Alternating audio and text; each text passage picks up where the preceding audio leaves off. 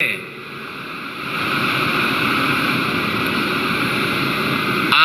जो ज्ञान की दुर्दशा हुई है उसका कारण ही यही है कि जो ज्ञानोपदेश के अधिकारी नहीं थे वे उपदेश करने लग गए और जिनको जो सुनने के अधिकारी नहीं है उनको सुनाया जाने लग गया।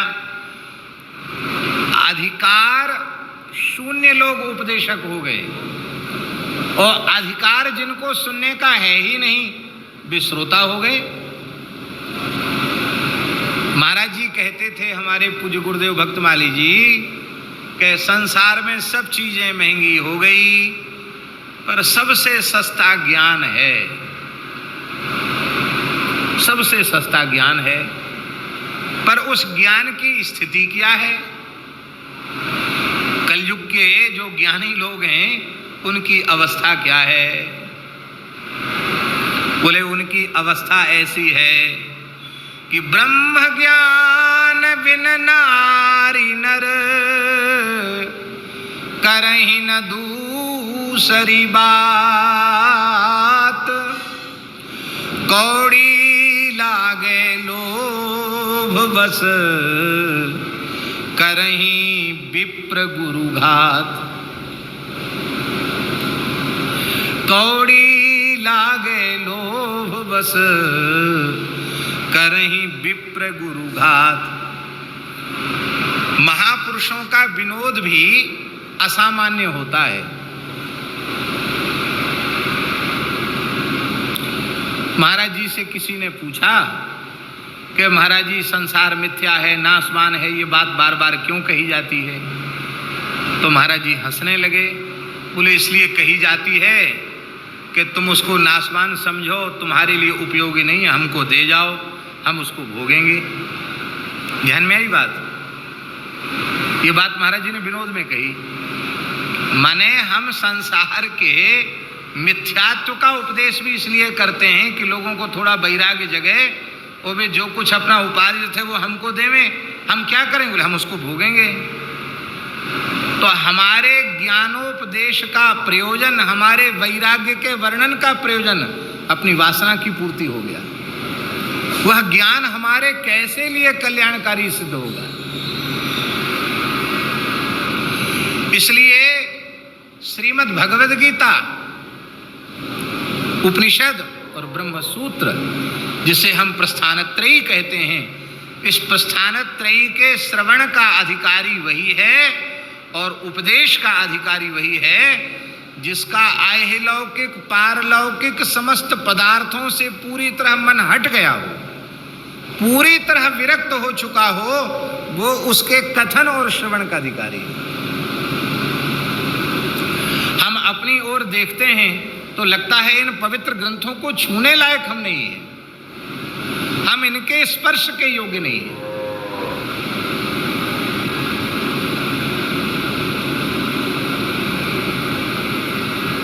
क्यों नहीं है?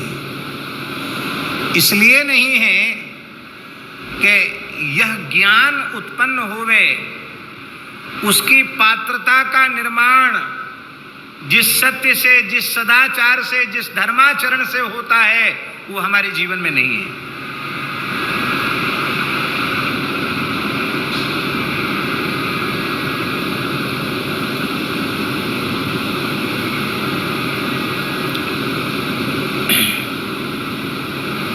वो हमारे जीवन में नहीं है।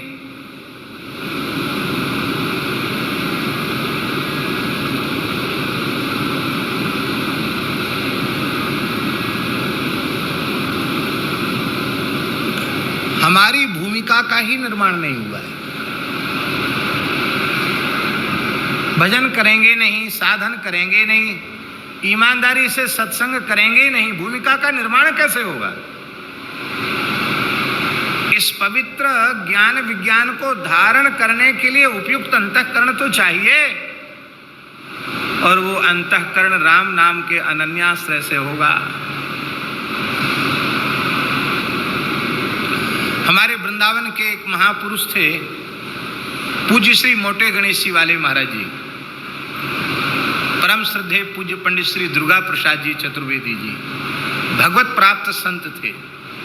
हमारे पूज्य महाराज जी भी उनके निकट जाया करते थे और हमारे परमहंस जी महाराज तो वर्षों तक उनके यहाँ, परमहंस जी ने उनके यहाँ सेवा की।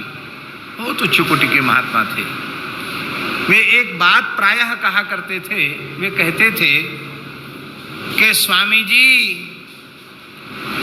जेब में कानी कौड़ी नहीं है। उनके वाक्य को हम दोहरा रहे हैं। स्वामी जी, जेब में कानी कौड़ी नहीं है और बात करोड़ों की करते हो, धक्के खाओगे जी धक्के, ऐसा बोलते थे। साधन की फूटी कौड़ी आपके जेब में नहीं है और ये करोड़ों की बातें आप करते हैं, तो मूर्खों के बीच में तो आपको वाह वाह लोग करेंगे, लेकिन तत्वज्ञानियों की सभा में आपको धक्का देकर निकाल दिया जाएगा, आपको दंभी पाखंडी मानकर वहां से निकाल दिया जाएगा।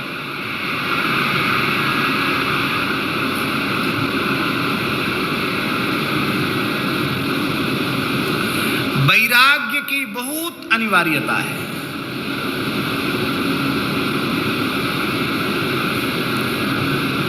सच्चा अनुरागी वैरागी ही होगा। वैराग्य जिसमें नहीं है उसमें अनुराग प्रकट हो ही नहीं सकता।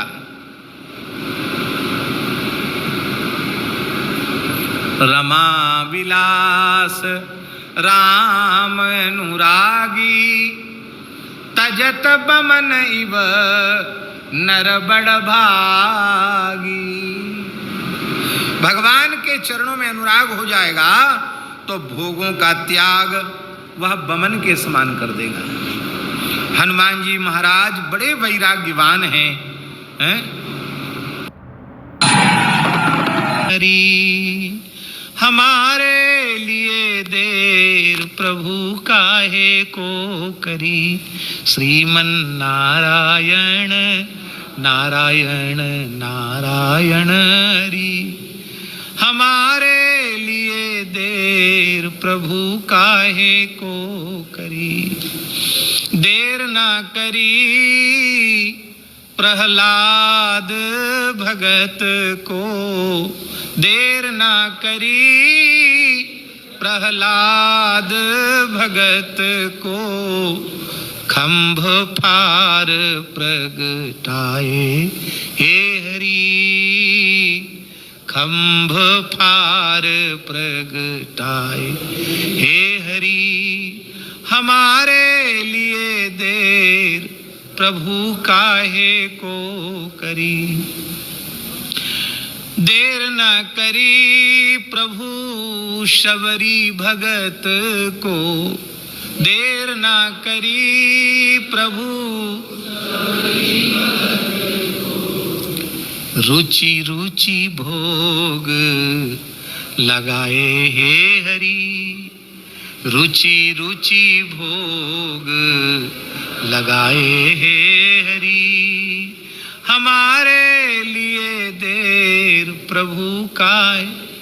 महाराज ध्रुव जी, प्रहलाद जी, विभीषण जी, अम्बरीश जी, बलि जी, सबका नाम लेते। फिर पीपा जी, तुलसीदास जी, कबीरदास जी, सूरदास जी, मीराबाई, इनका नाम भी लेते थे। फिर कीर्तन होता था हरे राम राम राम हरे हरे। ये तो महाराज जी से बोले वो दादाजी, बोले महाराज जी अब हम लोग तो बस उठे और थोड़ा कुल्ला किए और किसी को इच्छा हुई तो लघु शंका वगैरह गए, बिना नहाई बैठ जाते हैं। तो कोई अनुचित तो नहीं, बहुत से लोग कहते बिना नहाई बैठ जाते हैं। महाराज जी हंसने लगे। महाराज जी बोले ठीक करते हैं आप लोग। क्यों? कहते देखो पहले भीतर से स्नान करना चाहिए तब बाहर से स्नान। बोलो भक्त वत्सल भगवान की। आप हरिनाम कीर्तन करके पहले भीतर से नहा लेते हो तब बाहर से स्नान करते हो, यही स्नान उचित है। क्या कहा महाराज जी ने? सर्वात्म स्नपनम परम विजयते श्री कृष्ण संकीर्तनम। सबसे श्रेष्ठ है भगवान नाम संकीर्तन। क्या करें, हम लोगों की रुचि नहीं है। यहाँ मलुक पीठ में 2007 से अखंड हरिनाम संकीर्तन चल रहा है। गोरक्षा के निमित्त सबको भगवत प्रेम मिले, गोरक्षा इस भारत की धरती पर जल्दी से जल्दी हो गई। इसी पवित्र भाव को लेकर महामंत्र का अखंड कीर्तन हो रहा है। अब पहले हमने नियमावली बनाई थी कि आश्रम का प्रत्येक व्यक्ति थोड़ी थोड़ी देर कीर्तन में बैठेगा, लेकिन बाद में फिर शिथिलता हुई, लोग नहीं बैठते, तो जैसी आराम जैसी भगवान की इच्छा। पर गौड़ीय संत लोग प्रेम से कीर्तन करते हैं। हमको बड़ा सुख मिलता है क्योंकि हमारा आसन वहीं बगल में है, तो कान में नाम सुनाई पड़ता रहता है। मन में भी खूब होता है कि हम भी, कई बार मन होता है कि कीर्तन के बीच में ही अपनी कमरिया बिछा के सो जाएं, विश्राम करें तो कीर्तन के बीच में ही करें। पर अपने ही भाव की कमी या ऐसा ही समझ लो, नाम कीर्तन होने लग जाए तो कथा कहने का भी मन नहीं करता है। इतना अद्भुत है भगवान का नाम, क्या कहना। यहाँ श्री कपटिया बाबा जी के कृपा पात्र स्वामी जी ने कहा था कि यहीं इसी मंच पर प्रवचन किया था उन्होंने, तो उन्होंने कहा कि लोग कहते अधिकस्य अधिकम फलम, अधिक का अधिक फल होता है। तो बूंदी के लड्डू में जितनी शक्कर डालनी आवश्यक है उसकी 10 गुनी डाल दो तो लड्डू बनेगा? बोलो। खीर में पाव भर चीनी डालने से काम चलेगा, मीठी हो जाए खीर, और उसमें 5 सेर चीनी डाल दो खीर में, तो खीर होगी, वो चाशनी हो जाएगी। नमक लवण बिना बहुव्यंजन जैसे, ज्यादा नमक डाल दो तो किस चीज में है अधिकस्याधिकम फलम? न नमक में है, न मिर्च में है, न मिठाई में है, न खटाई में है। संसार की किसी भी चीज में ये बात लागू नहीं है अधिकस्याधिकम फलम। यह तो केवल और केवल भगवान के भजन में लागू है, अधिकस्याधिकम फलम। जितना करो उतना ज्यादा लाभ मिलेगा, निरंतर करते रहो। ऐसा भगवान के नाम का संकीर्तन, ऐसा नहीं कि कलयुग में ही चहु जुग चहु श्रुति नाम प्रभाऊ, कलि विशेष नहीं आन उपाऊ। हमारे ब्रज के महान सिद्ध संत श्री चंद्रशेखर दास बाबा जी महाराज, उन्होंने एक बात इस दास को बताई। उन्होंने कहा कि नाम महिमा पढ़ने और सुनने में हमारी बहुत रुचि थी, तो तमाम ग्रंथ हमने इसीलिए पढ़े देखे कि नाम महिमा क्या। पर कहते 2 चौपाई तुलसीदास जी की पढ़ने के बाद हमने पढ़ना बंद कर दिया। क्या?